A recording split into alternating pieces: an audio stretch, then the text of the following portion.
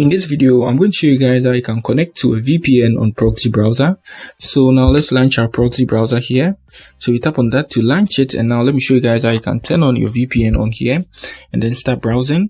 So it's simple. You just need to tap on you can see the flag here, US flag there at the top bottom corner, which is your left side of your screen. So tap on that. Good, and you can see all these proxies. Yeah, so you can choose any of them. So it's only US.